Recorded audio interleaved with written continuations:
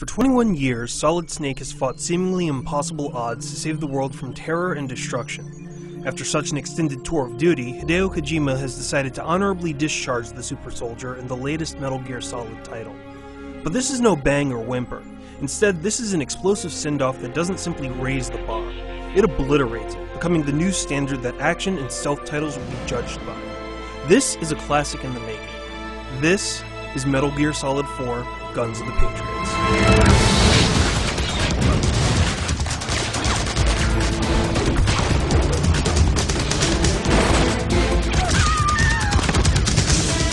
Set 6 years in the future, Metal Gear Solid 4 tells the tale of an extremely bleak world. War and conflict are no longer a sporadic occurrence with hotspots around the globe. Instead, the entire planet has been engulfed in constant battle. No longer are there any excuses to wage war.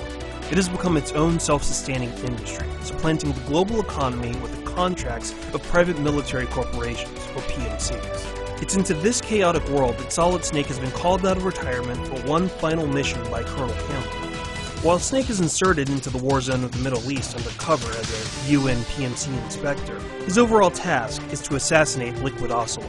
However, this Solid Snake, or perhaps we should say Old Snake, thanks to his accelerated aging, will need to pull a couple of new tricks from his sleeves to accomplish his toughest mission yet.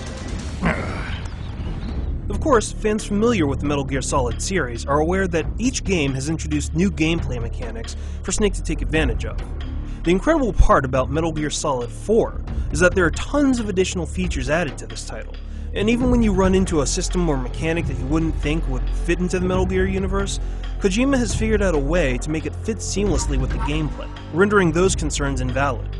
From the first action sequence to fighting alongside Meryl and her Rat Patrol squad to the climactic battle at the end of the title, all of these are balanced and layered, adding to the epic nature of the title.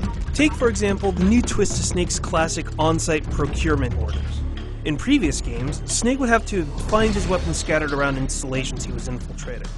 Unfortunately, that doesn't apply in this new world, as each soldier's nanomachines restrict weapons to their ID-coded owners.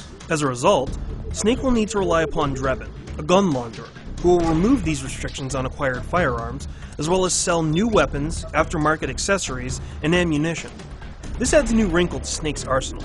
Not only can he instantly purchase new arms that can be immediately used in battle, but he can also customize some of his firearms, adding everything from laser scopes and foregrips to noise suppressors and grenade launchers.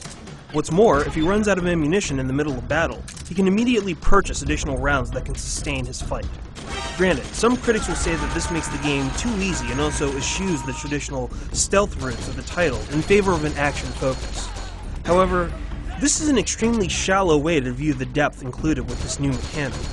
Players can pick and choose exactly how they want to play the title, so purists can sneak and crawl through the game with a focus on stealth, restricting their purchases of ammunition or completely avoiding the system altogether. For these players, there are plenty of new features to take advantage of in clandestine ways. The new Octocamo system, which is an obvious evolution of the camouflage system from Metal Gear Solid 3, gives players a new way to infiltrate areas because of the ease with which Snake can blend into the environment. Players can also use the new CQC attacks, such as silent chokes or grabs to incapacitate their opponents. However, even the most stealthy players will need to unleash some bullets here or there, relying on firepower to make it through specific fights. Even that has been balanced with the inclusion of the Psyche and Stress meters, which governs Snake's mental stress and affects both his aim and his tolerance to pain, ensuring that even the best players won't be able to run and gun forever.